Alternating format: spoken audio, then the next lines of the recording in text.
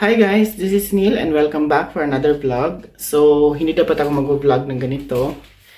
Ang problema lang kasi is ako ay nagugutom dahil pag-check-in ko kahapon around 3 o'clock. Tulog ako and hindi ako nagising kanina or kagabi dahil siguro sa sobrang pagod kakaikot kahapon. So, tara at samahan niyo ko sa aking early morning na dinner in Ho Chi Minh City.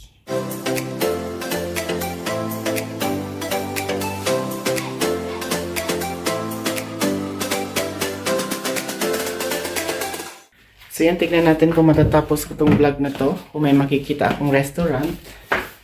So patayin ko muna itong aking lampshade. And yung phone ko na isa is charge ko. Dahil lowbat na rin. So sobrang nakalimutan ang lahat. Pati yung phone lowbat na. So yan yun guys. Pag nagta-travel tayo, kailangan isipin at alalahanin lahat ng pwedeng gawin. Kaya ayan ang nangyari sa akin. Walang dinner. So lalabas na ako. Yan ang corridor.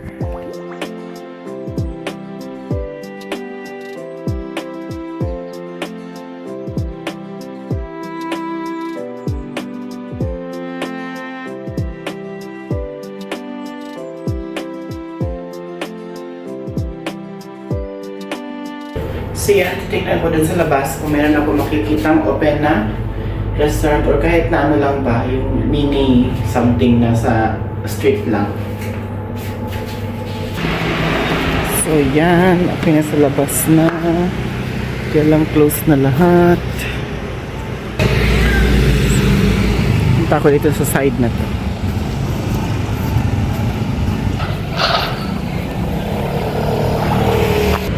So yan, nakarating na ako dito sa street na to. And ito yung kabilang street ng hotel na pinagstayhan ko. Walang restaurant.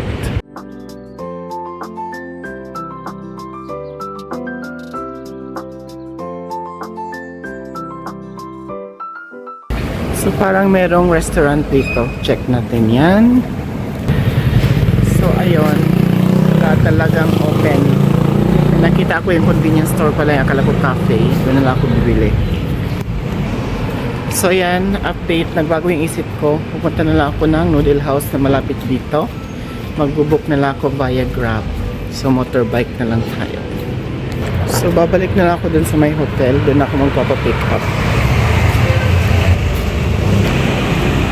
Diyan lang siya papunta.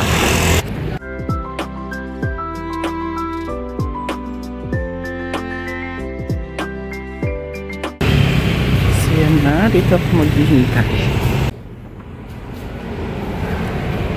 So abangan ko na lang dito kasi parating na yung driver ng motorbike. Kuha mo natin ang background ng hotel lobby. Yan siya. So naging discovery of noodles yung aking early morning dahil sa gutom. A few inches later. Yan na yung fomong.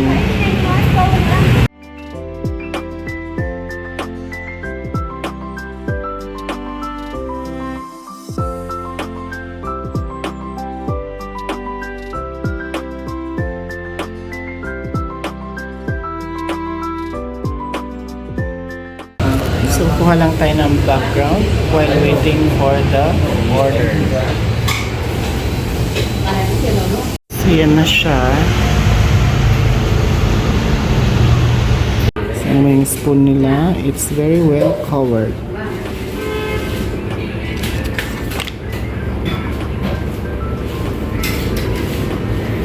Yung order ko. Ayan. So, kumain na ako. Ito na yung noodles. Again, background. So, kain na tayo. So, tikman natin yung kanilang soap tango.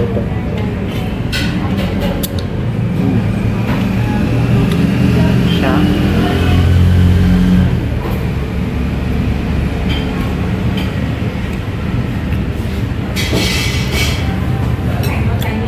Tinanong ko na sa inyo sa loob pala. Sorry naman. Wait a minute. andito pala yung noodles. Kailangan pala siyang haluin. Ganyan pala yan siya.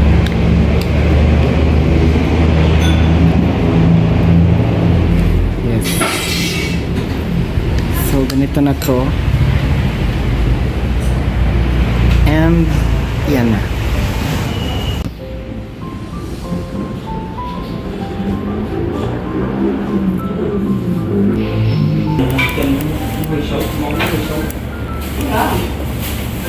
Nhà bác em á, trời ơi nhìn con gà mà đặt trên lễ hai kiểu như là hai cái cánh của nó phải ở trên hai cái mang ấy, nhìn nó sống Mày bên dưới này mày mới nhìn đây hả?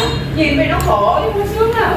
nhìn Gà, gà trong này nó kẻ xuống nó sống á, là nó lấy hai cái cánh nó nhét vào ok đấy. nè.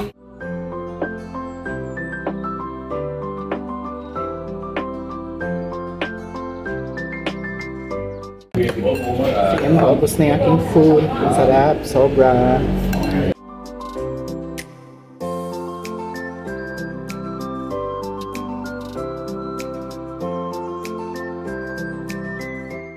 So yan, food is finished. Yan na siya, empty bowl. And yan again. Kasi magpuproceed ako sa aking next destination. So mamaya ko na ito i-review.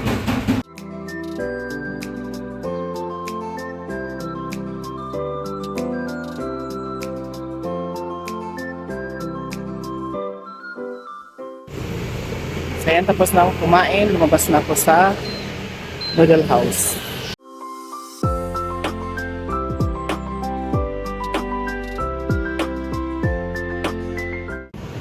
So kuha na natin sa mas malayong area.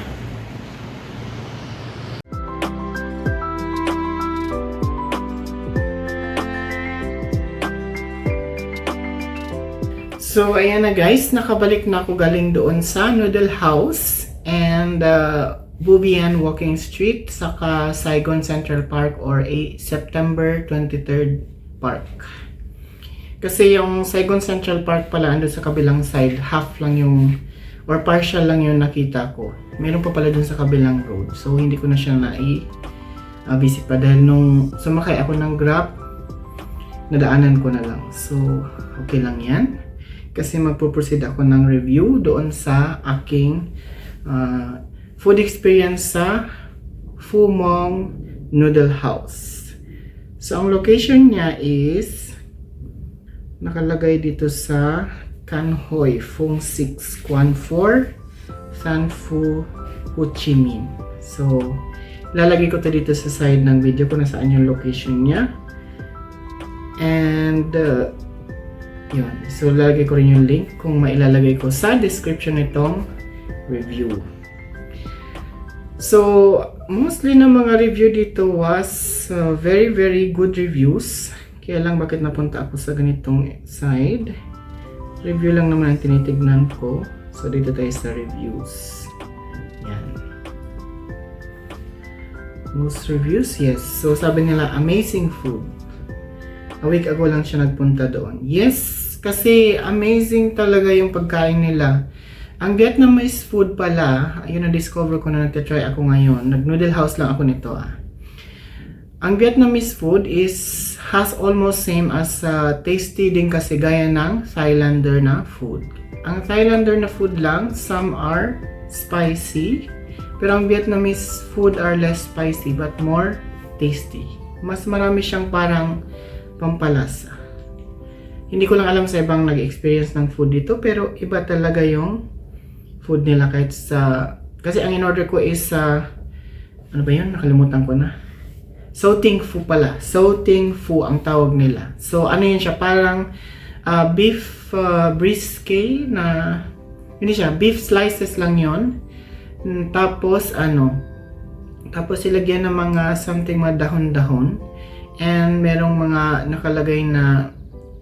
Ano ba yun nakalagay? Para siyang puti na noodles. Rice noodles yata yun. Na medyo malalaking type. Flat na noodles. Hindi ko kasi masyadong kabisado dahil ang food ay hindi po tayo from the kitchen. So, although mahilig akong kumain, hindi ako masyadong marunong magluto. Yun lang yun. So, Meron pa ditong isa. Delicious food. And very friendly and welcoming staff. Yes, kahit hindi sila marunong mag-English talaga, malalaman at mararamdaman mo na welcoming sila. Kaya lang ang mga salita nga kasi hindi masyadong maintindihan. Although alam ko naman na hindi nila ako pinag-uusapan, minsan nakakaano lang. Kaya hindi ako naglagay ng review doon dahil nga nag-uusap sila doon sa side ko. So, maririnig sila doon sa review na ginagawa ko. So, ano lang din, respect and concern lang din para doon sa kanila kasi hindi natin alam yung mga nakakaintindi na pinag-uusapan nila is iba pala ang usapan. So, nakakaano din. Yun lang yun. Another thing is that yung order kasi doon is pag nag-order ka, halimbawa beef slices, meron ng kasama sa noodles siya. May noodles na siya, may vegetable na, or gusto mo ng rice, or kung gusto mo ng bread. Either doon pwede nilang isamahin. Sa set na siya sa order. So, ang cost ng in-order ko is 85,000 baht. What? Ay, baht, sorry. Hindi pala baht. So, wala tayo sa Thailand po. Nandito tayo sa Ho Chi Minh City, Vietnam. Yun lang yun. Hindi pa ako nag-get over sa aking Thailand visit. So, ito siya. So, Ting Phu is 120,000, 120,000 dong. Kasi yung 85,000 is yung fillet lang yun. Kasi kung fillet or slices lang yung order is 85,000 alone kasama yung soup. Pero pag lalagay mo ng noodles and set, magiging 120,000 siya. So yun yun. Kasi ang ano doon is meron siyang, pwede ka mag-order ng yung tawag dito. Yung parang ano lang siya, yung parang siya lang. Pero pwede ka rin mag-order ng set. Mas recommended nila yung set kasi nga parang medyo mahal kapag isinaparate mo siya. And nag-order na ako ng coffee doon. Masarap yung kape nila. Hindi ko alam kung anong kape yun. Brewed coffee yata. Pero iba yung lasa. So mahilig ako sa kape. Pero masarap din yung kape na ganun lang sila. Hindi sila Starbucks. Pero mas masarap ang kape compare sa Starbucks. So, ang binayaran ko lahat doon is, kasi nag-order pa ako ng water, it's 160,000 dong. So, may noodle set na ako with beef slices and coffee and water. So, yun ang in-spend ko sa isang meal. And meron din dito, sa breakfast naman dito sa hotel is halos ganun lang din. So, nabanggit ko yan. Hindi naman dito, dapat dito ang aking review. So, yun yun. Ang ano kasi dito is that, nung una kong dating dito, nag-check ako, nakakagulat yung price kasi daan-daang libo ang binabayaran mo. Pero, mababa lang yun in terms of peso. Pag i-convert mo kasi yung 160,000 na binayaran ko lahat-lahat, nabusog na ako dun sa lagay na yun. Kaya hindi pa ako nagbe-breakfast ngayon sa hotel. Ito yun siya. So, ang 160,000 dong into Philippine peso, kasi 1 Vietnamese dong is 0.0023 Philippine peso. Kapag inilagay natin yung 160,000 dong, it's 361 pesos. Yes. So, 361 pesos, malaki ang serving. Kaya tama yung sinasabi nila na mas mura pala talaga yung pagkain dito sa Vietnam compared sa Bangkok. Kasi sa Bangkok, nag-order ako ng tom yum soup na halos ganun din. Mas maliit pa nga na-serve yung na-order ko. Ano siya? Umabot ng magkano yung binayaran ko? 145 baht. So, i-multiply ko lang. 145 baht times 1.89. 274. Yun lang yun alone. Wala pa yung rice doon, hindi pa kasama.